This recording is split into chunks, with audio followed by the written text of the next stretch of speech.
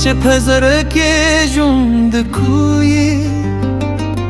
د خاموشو داو په ژبې خبرې کوي د ماښام د ردا تر وروستي سیوري لاندې زما د خیالونو په باغ کې قدم وهې هغه څوک چې په زړه کې ژوند کوي نه یوازې د سترګو تصویر وي بلکې د روح د سفر هغه ملګری وي چې د یوازیتوب په اوږدو لارو کې د امید رګونه بلوي ما د وخت له هر موسم نه پوښتنه وکړه ما د باران له هر خم نه پوښتنه وکړه چې ولې ځینې خلک دومره ژور پاتې شي چې له هېرېدو سره جګړه وي باران راته وروي هغه نومونه چې په پښو لیکل شي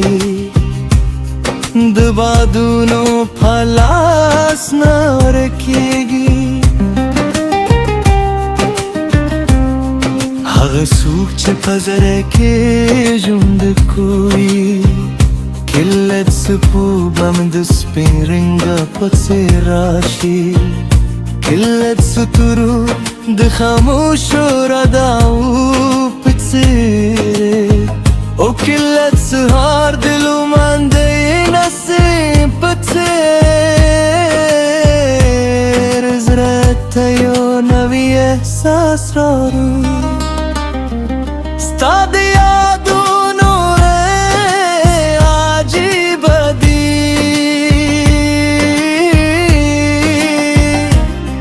هر لاره یې زما تر زګیره رسېدي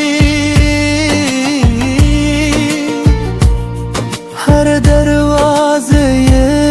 یو تصویر لري او هر تصویر ستا د مسکا عجیبه وي ما ویل وخت به هر څه بدل کړي ما ویل فاصله به هر څه ختم کړي خو وخت یازي کلونه بدل کړ او فاصله یوازې وانونه زیات کړ خو ستا نوم بیا هم زما د زړه په پاڼو لیکلی پاتې شو هغه څوک چې په زړه کې ژوند کوي له الفاظو نه لوی وي له شعرونو نه جوړ وي او له خیالونو نه ښکلی وي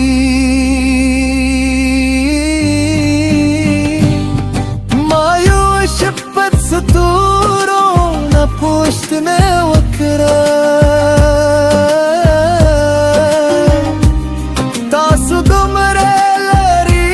یاست یا ولې دومره ښکلي ښکارئ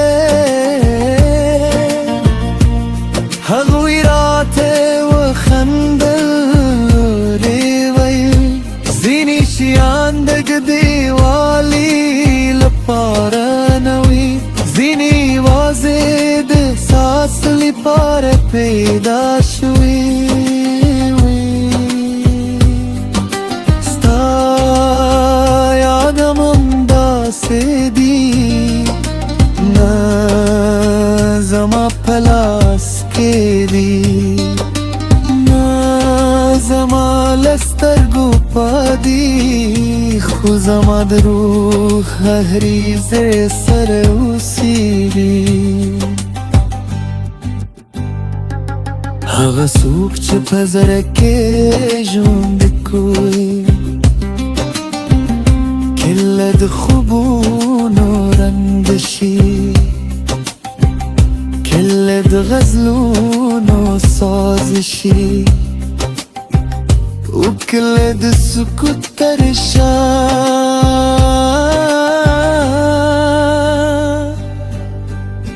یو پته आवाज شي ما د سفر لګلونو نه پوښتنه وکړه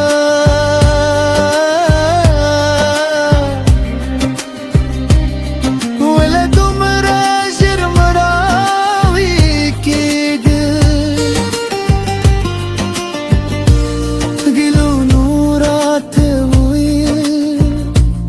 موږ د دوخت مسافر یو خو زینې مینې د فصلونو محتاج نه وي ستا د یادونو رده عجیبه ده د تیارو شپو کې هم لارې راسي غلو के हम बावर कुछ कनक परानीजी هغه څوک چې په زړه کې ژوند کوي نه یوازې د سترګو تصویر وي بلکې د روح